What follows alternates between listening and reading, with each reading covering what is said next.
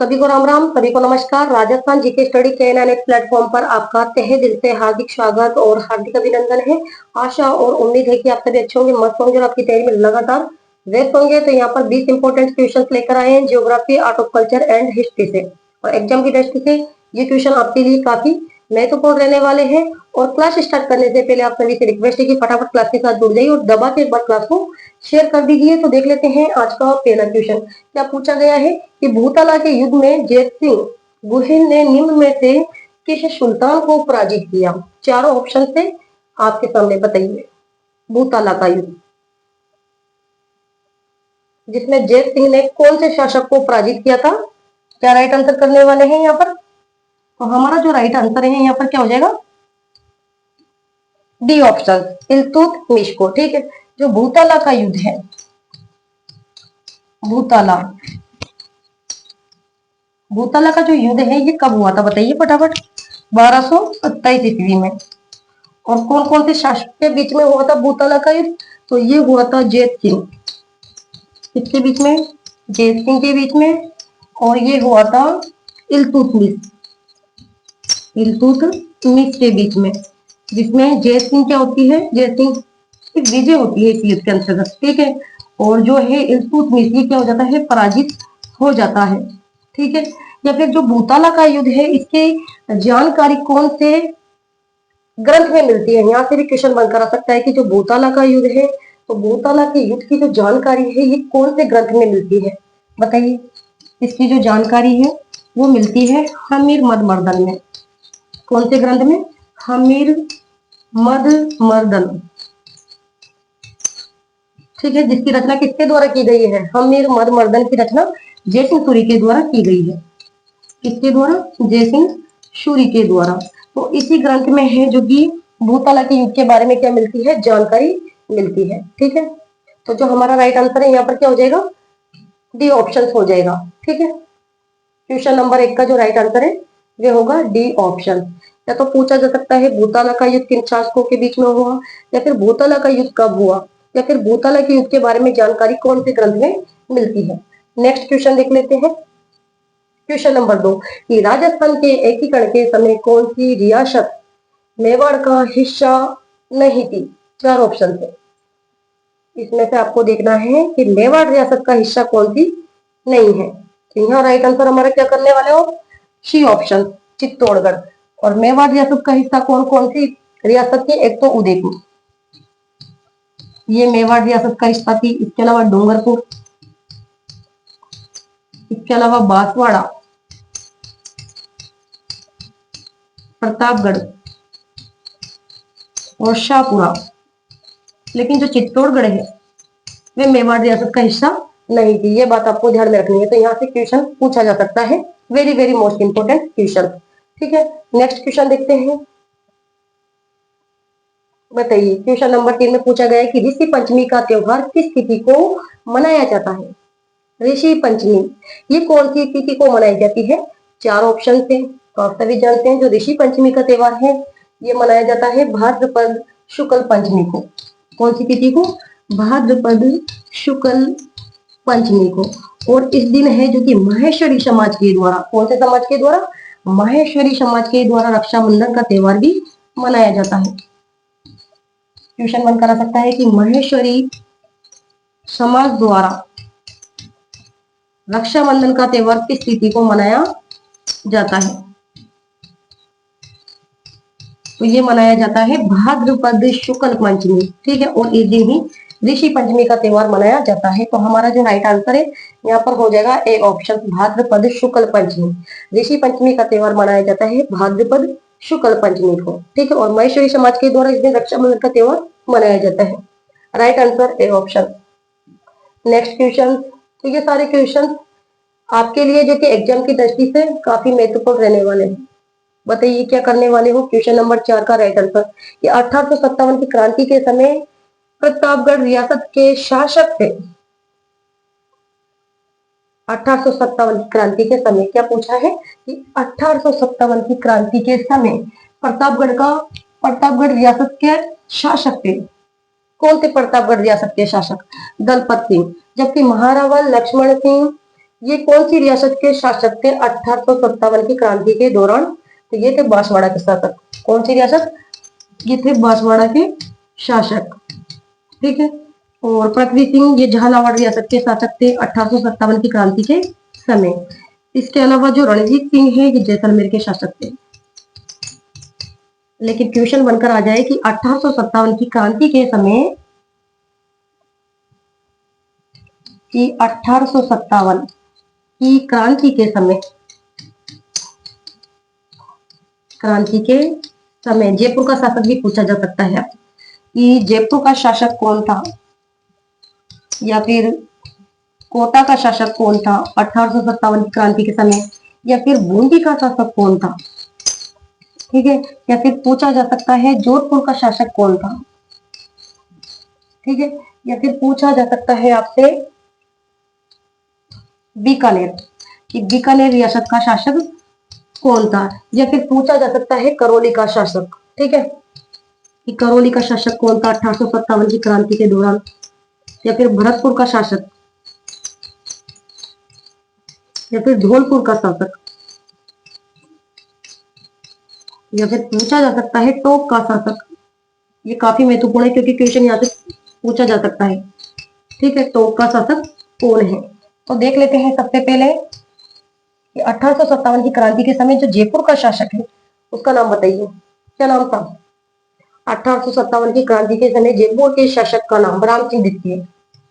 क्या नाम था? राम सिंह द्वितीय। ठीक है। और कोटा के शासक का नाम था राम सिंह द्वितीय, महाराव राम सिंह द्वितीय। ठीक है। इसके अलावा बूंदी के शासक का नाम राम सिंह। इसके अलावा जोधपुर के शासक थे, आप सभी जानते हैं, तख्त सिंह। कौन थे? तख्त सिंह। और बीकानेर के शासक 1857 की क्रांति के समय सरदार सिंह। ठीक है। इसके अलावा करौली का जो शासक था वो मदन पाल था। कौन था? मदन पाल। और भरतपुर के शासक का नाम बताइए। चलो आप, कि 1857 की क्रांति के समय भरतपुर के शासक का नाम क्या था? क्या करने वाले वो? जसवंत सिंह। तो एक एक चीज आपको यहाँ पर क्लियर करवाई जाएगी। ठीक है, जसवंत सिंह। इसके अलावा धौलपुर का शासक 1857 की क्रांति के समय भगवंत सिंह। कौन थे? भगवंत सिंह। और टोंक का शासक आप सभी जानते हैं, नवाब वजीरुद्दौला। वजीरुद्दौला ये 1857 की क्रांति के समय प्रमुख शासक है। ठीक। तो यहाँ पर तो क्या पूछा गया था? प्रतापगढ़ का शासक आपसे पूछा गया है, लेकिन यहाँ से भी क्वेश्चन बनकर आ सकता है कि जोधपुर का शासक, या फिर बीकानेर का शासक, या फिर बूंदी, या फिर कोटा का शासक कौन था 1857 की क्रांति के समय। तो हमारा तो यहाँ पर राइट आंसर क्या हो जाएगा क्वेश्चन के अकॉर्डिंग? A option. ठीक है। प्रतापगढ़ रियासत का शासक कौन था? दलपत सिंह। ठीक है। नेक्स्ट क्वेश्चन बताइए, श्रीमती रमा देवी राजस्थान के किस किसान आंदोलन से संबंधित? क्वेश्चन नंबर 5 कि श्रीमती रमा देवी का संबंध कौन से किसान आंदोलन से रहा है? 4 ऑप्शन से। तो आप सभी जानते हैं Kathrathal. Right answer A option, Rama Devi. Rama Devi का संबंध है तो कठराथल सभा। ठीक है, कठराथल सभा। इसके अलावा बिजोलिया किसान आंदोलन, बिजोलिया किसान आंदोलन में भी इन्होंने क्या लिया था? भाग लिया था, बिजोलिया किसान आंदोलन। इसके अलावा गांधी जी के सविनय अवज्ञा आंदोलन में भी भाग लिया था रमा देवी के द्वारा। कौन से आंदोलन में? गांधी जी के सविनय अवज्ञा आंदोलन में भाग लिया।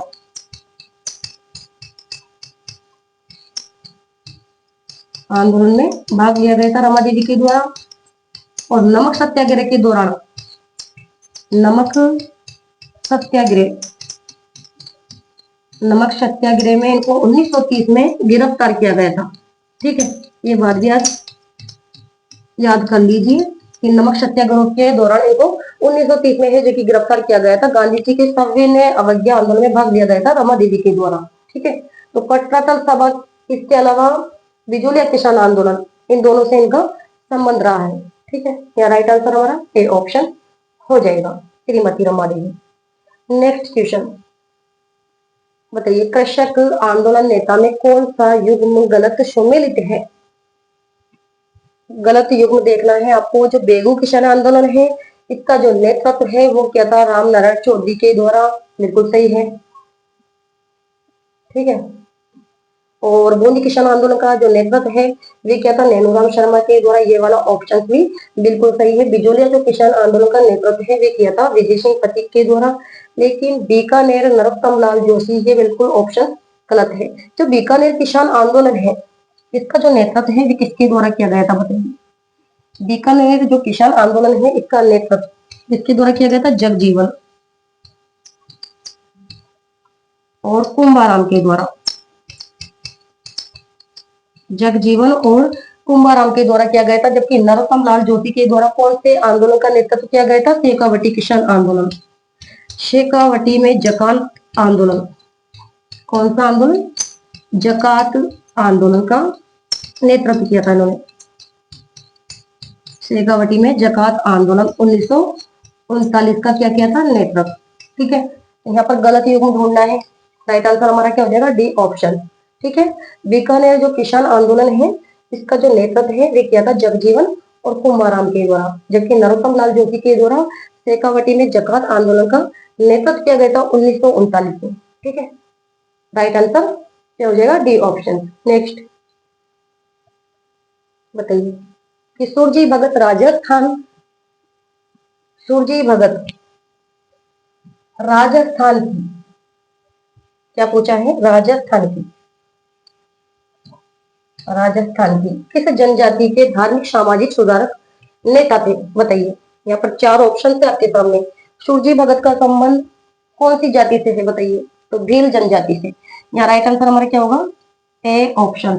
ठीक है, भील जनजाति से। इसके अलावा आप बताइए जो भगत पंथ है ये कब चलाया गया था? भगत पंथ क्वेश्चन बनकर आ सकता है। भगत पंथ चलाया, कब चलाया गया था? 1911 में। कब चलाया गया था? 1911 में। और इसके जो संस्थापक थे वे कौन थे? गोविंद गिरी। इसके संस्थापक का नाम था गोविंद गिरी। गोविंद गिरी। ठीक है, इसका जो उद्देश्य है वो क्या था? भीलों में जागृति पैदा करना। उद्देश्य क्या था? भीलों में जागृति उत्पन्न करने हेतु, उत्पन्न करने हेतु चलाया गया था भगत पंथ। ठीक है, तो हमारा जो राइट आंसर है यहाँ पर क्या हो जाएगा? ए ऑप्शन हो जाएगा। ठीक है, क्वेश्चन बनकर आ सकता है कि जो भगत पंथ है वो कब चलाया गया या फिर इसके संस्थापक कौन थे। तो जो आपको यहाँ पर थ्योरी करवाई जा रही है वो आप यहाँ पर कंप्लीट कीजिए। ठीक है, राइट आंसर यहाँ पर हो जाएगा हमारा क्या? A option. नेक्स्ट क्वेश्चन देखते हैं। बताइए राजस्थान के मैदानी उपजाऊ क्षेत्र को निम्न में से किस नाम से जाना जाता है? क्या पूछ रहा है? ये पूछ रहा है कि राजस्थान के मैदानी उपजाऊ क्षेत्र को निम्न में से किस नाम से जाना जाता है?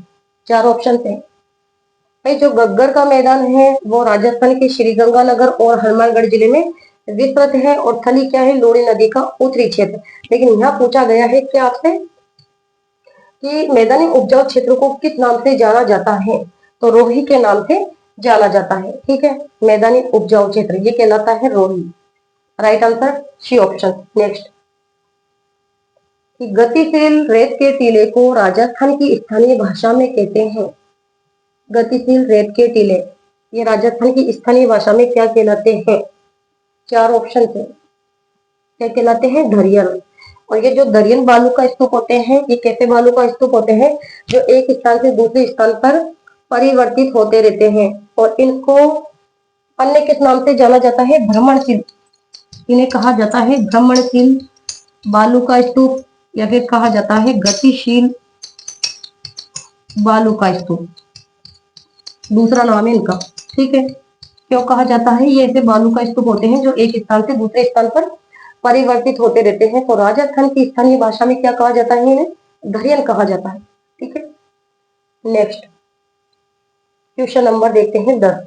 बताइए भाई कि वह नदी जो राजस्थान में दक्षिण से प्रवेश करने के बाद पश्चिम की ओर बढ़ती है बढ़ती हुई पुणे दक्षिण की ओर फिर मुड़ जाती है। कौन सी नदी है कि राजस्थान में वो क्या करती है, दक्षिण से प्रवेश करती है, फिर पश्चिम की ओर मुड़ते हुए फिर पुणे दक्षिण की ओर मुड़ जाती है। तो ऐसी कौन सी नदी है, माही। या राइट आंसर हमारा क्या होगा, ए ऑप्शन। ठीक है,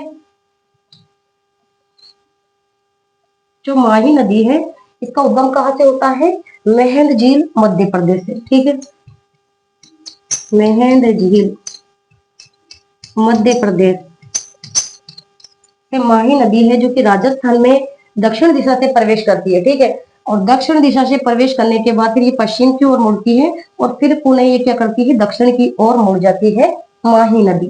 ठीक है, माही नदी के बारे में हम यहाँ बात कर रहे हैं। और जो माही नदी है ये कहलाती है क्या, वागड़ की गंगा, आदिवासियों की गंगा। ठीक है, या फिर दक्षिण राजस्थान की गंगा, क्या कहा जाता है इसे, कांठल की गंगा, कांठल की गंगा या फिर वागड़ की गंगा, आदिवासियों की गंगा, आदिवासियों की गंगा। ठीक है, या फिर दक्षिण राजस्थान की गंगा। और माही की सहायक नदियां कौन कौन सी हैं, अनास, एराव, सोम, जाखम। और माही किस अफवाह तंत्र का भाग है, तो ये है अरब सागरीय अफवाह तंत्र का भाग। तो यहाँ पर हमारा राइट आंसर क्या हो जाएगा, ए ऑप्शन। यहाँ पर रटने की आवश्यकता नहीं है, आपको बिल्कुल समझने की आवश्यकता है। ठीक है, क्वेश्चन नंबर 11 देखते हैं। सिद्धमुख नहर द्वारा कौन से जिले युग में सिंचाई की जाती है, चार ऑप्शन है, बताइए। सिद्धमुख नहर द्वारा कौन से जिले युग में सिंचाई की जाती है, तो पहले देख लेते हैं। राजीव गांधी का पूरा नाम है राजीव गांधी सिद्धमुख लाहौर नहर परियोजना, परियोजना। और कौन सी नदी पर स्थित है, रावी और व्यास नदी पर स्थित परियोजना है। और इससे जो लाभान्वित जिले हैं राजस्थान के, इससे जो राजस्थान के लाभान्वित जिले हैं उनका नाम है, एक तो हनुमानगढ़ और दूसरा है चूरू, हनुमानगढ़ और चूरू जिला। तो हमारा जो राइट आंसर है यहाँ पर क्या हो जाएगा, सी ऑप्शन। ठीक है, यहाँ पर यही तो पूछा गया है कि लाभान्वित जिले कौन से हैं, तो चूरू और Hanumangarh, right answer C option. ठीक है, नेक्स्ट क्वेश्चन देखते हैं। तो यहाँ पर आपको काफी महत्वपूर्ण क्वेश्चन करवाए जा रहे हैं जो एग्जाम में कई बार पूछे जाते हैं, रिपीट होते हैं। बताइए क्वेश्चन नंबर 12 कि बेतली लघु सिंचाई परियोजना अवस्थित है, कहां पर अवस्थित है, बेतली लघु सिंचाई परियोजना ये कहां पर अवस्थित है।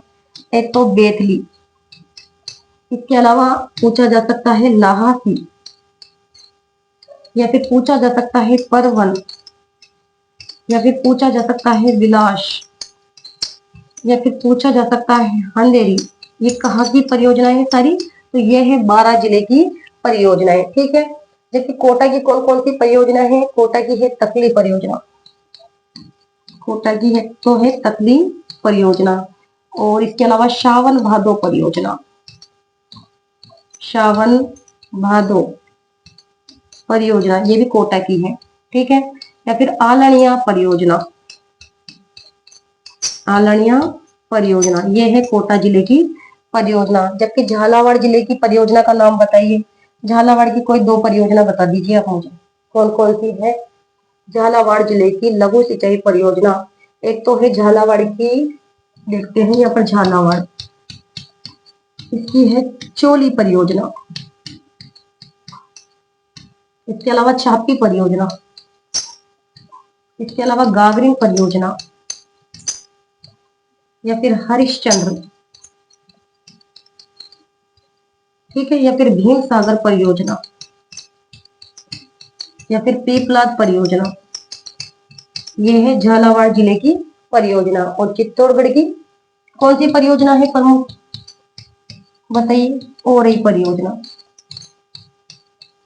ओरई जो परियोजना है ये है चित्तौड़गढ़ जिले की परियोजना। ठीक है, तो इस प्रकार से आपको कोई परियोजना का नाम उठाकर यहाँ पर दिया जा सकता है। ठीक है, तो जो हमारा राइट आंसर है यहाँ पर क्या हो जाएगा, बी ऑप्शन की बेतली लघु सिंचाई परियोजना अवस्थित है, तो यह है 12 जिले में अवस्थित। ठीक है, नेक्स्ट क्वेश्चन देखते हैं। क्वेश्चन नंबर 13 की जनगणना 2011 के अनुसार किन जिलों में जनसंख्या घनत्व 401 से, ठीक है, क्या पूछा है, 401 से 500 के मध्य है। देख लीजिए कौन सा जिला है। सर्वाधिक जो जनसंख्या घनत्व वाला जिला है वो तो है जयपुर, और जयपुर का जो जनसंख्या घनत्व है वो कितना है, 595। और दूसरे नंबर पर आता है भरतपुर जिसका है 503।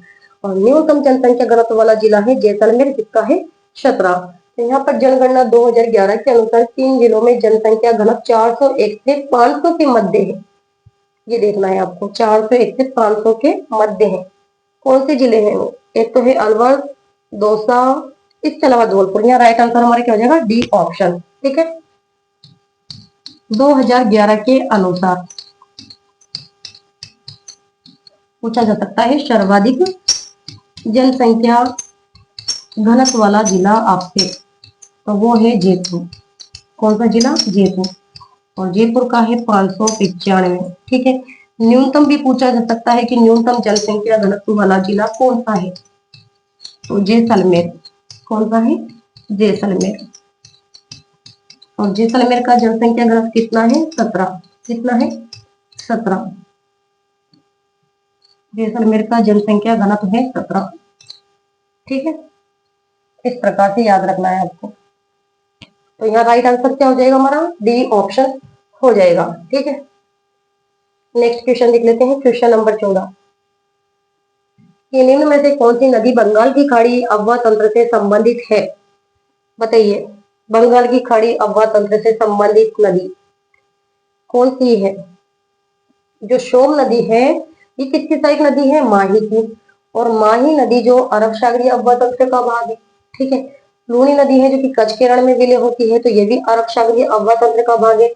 बची चंबल नदी, क्योंकि जो चंबल नदी है वे गिरती है किसमें, किसमें मिलती है, यमुना में। ठीक है, तो ये बंगाल की खाड़ी अफवाह तंत्र का भाग है। ठीक है, यहाँ राइट आंसर हमारा डी ऑप्शन। नेक्स्ट बताइए कि दामड़ा कहाँ पर पहने जाने वाला आभूषण है। कहाँ पर पहना जाता है ये दामड़ा नाम का आभूषण, तो ये तो आप सभी जानते हैं।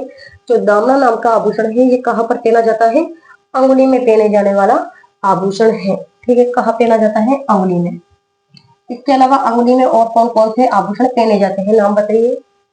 एक तो अंगूठी, इसके अलावा बीठी,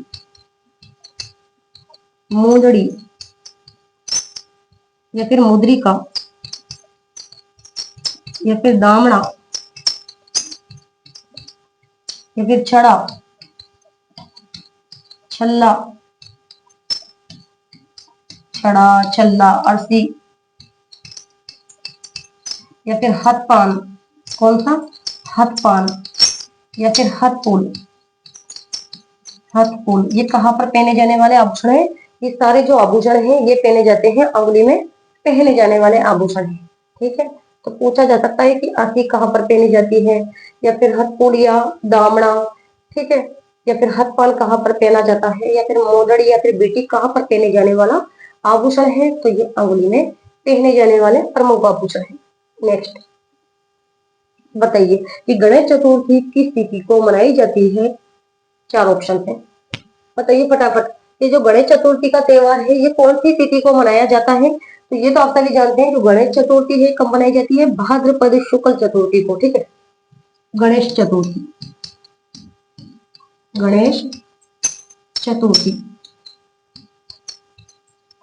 ये मनाई जाती है भाद्रपद शुक्ल चतुर्थी को। और इसे क्या कहते हैं भाई, चतरा चौथ भी कहते हैं।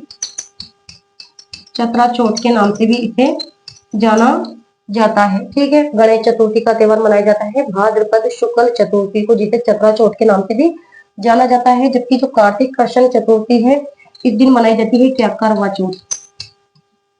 कई बार पूछा जाता है करवा चौथ का त्योहार मनाया जाता है तो कार्तिक कृष्ण चतुर्थी को। और माघ, सॉरी थोड़ा सा यहाँ पर चेंज कर लेते हैं, जैसे कि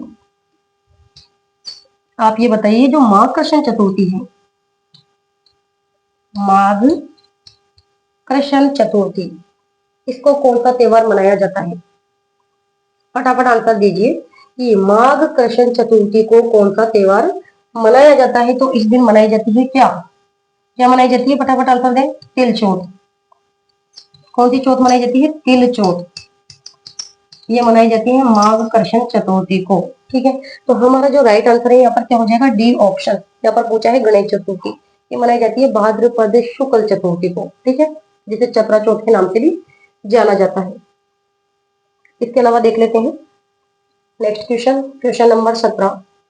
बताइए कि मंजीरा किस प्रकार का वाद्य यंत्र है? मंजीरा किस प्रकार का वाद्य यंत्र है? चार ऑप्शन है।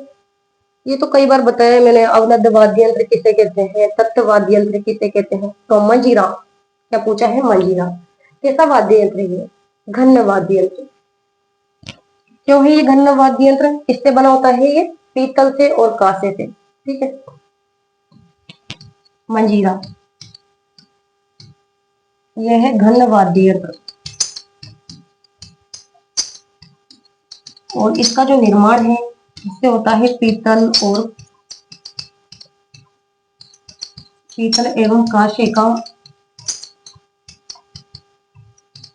मिश्रित रूप है। ठीक है, क्या है? ये मिश्रित रूप है।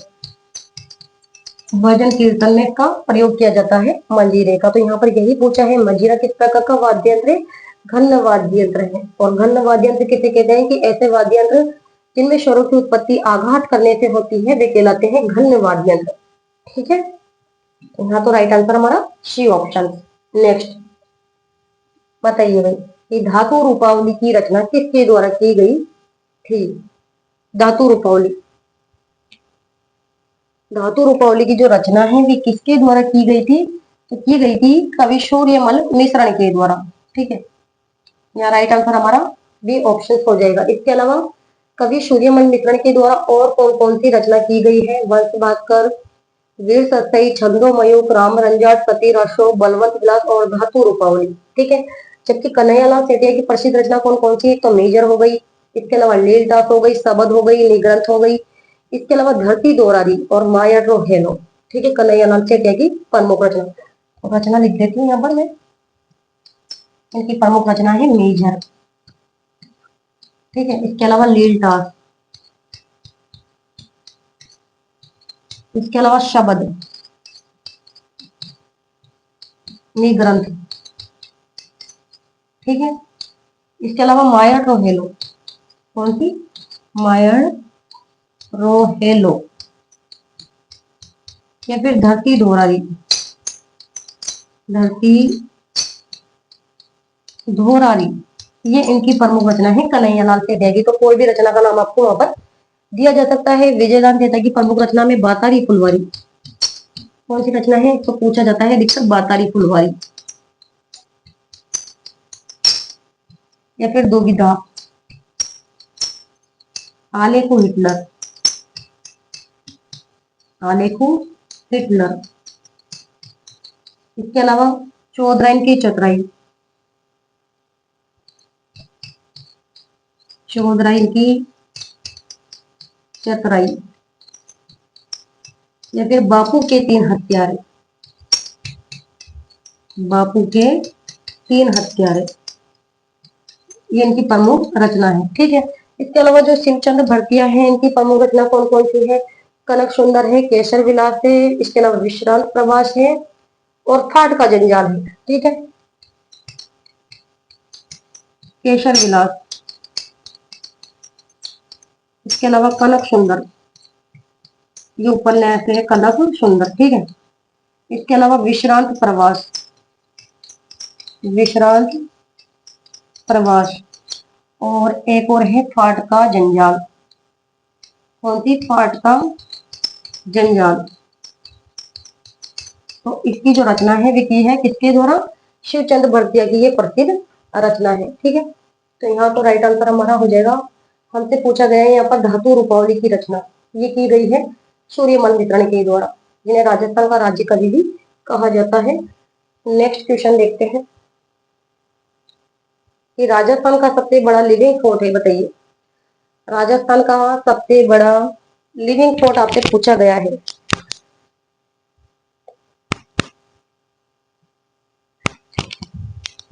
बताइए कि राजस्थान का सबसे बड़ा लिविंग फोर्ट है कौन सा? तो वो है राजस्थान का सबसे बड़ा लिविंग फोर्ट चित्तौड़गढ़। ठीक है, राइट आंसर बी ऑप्शन हो जाएगा हमारे यहाँ पर। राजस्थान का सबसे बड़ा लिविंग फोर्ट है चित्तौड़गढ़। ठीक है, राजस्थान का सबसे बड़ा क्या है ये? लिविंग फोर्ट, लिविंग फोर्ट है। इसके अलावा एकमात्र ऐसा किला जब कृषि कार्य किया जाता है, एकमात्र ऐसा किला जहां कृषि कार्य भी किया जाता है, यह कृषि कार्य किया जाता है, या फिर सर्वाधिक शाखे वाला किला है। क्या है? सर्वाधिक शाखे वाला किला चित्तौड़गढ़ का किला। और जो चित्तौड़गढ़ का किला है ये कौन से पठार पर स्थित है? मैसा के पठार पर।